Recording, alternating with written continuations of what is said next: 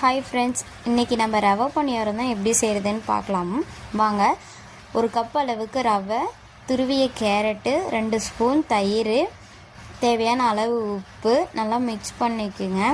கொஞ்சமாக தண்ணி விட்டு கலந்துக்குங்க. ஒரு லைட்டாக மாவு பதம் வர மாதிரி தண்ணி விட்டு கலந்து மூடி வச்சுருங்க 5 நிமிஷத்துக்கு. தாளிப்பு இதுக்கு என்ன பண்ணணுன்னா, எண்ணெய், கடுகு, தாளிப்பு பருப்பு, சீரகம், பெரிய வெங்காயம், பச்சை மிளகாய், கறிவேப்பிலை, பெருங்காயத்தூள் ஆட் பண்ணி நல்லா மிக்ஸ் பண்ணிக்கிங்க. ஊற வச்சுருக்க மாவில் நம்ம இதை ஆட் பண்ணிக்கலாம். 2 கரண்டி அரிசி மாவு எடுத்துருக்கேன். நீங்கள் அரிசி மாவு பவுடர் இருந்தாலும் ஆட் பண்ணிக்கலாம். தண்ணி விட்டு நல்லா மிக்ஸ் பண்ணிக்கிங்க. ஊறினப்போ கொஞ்சம் கெட்டியாக இருக்கும். நல்லா கலந்துக்கிட்டு சோடாப்பு ஒரு 1/2 ஸ்பூன் போட்டுக்குங்க. போட்டு நல்லா மிக்ஸ் பண்ணி வச்சுருங்க.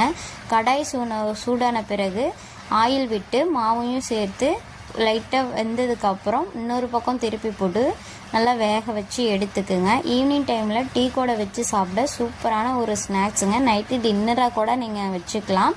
இது கூட கார சட்னி வச்சு சாப்பிட்டு பாருங்கள், செம்ம டேஸ்ட்டாக இருக்கும். தேங்க்யூ.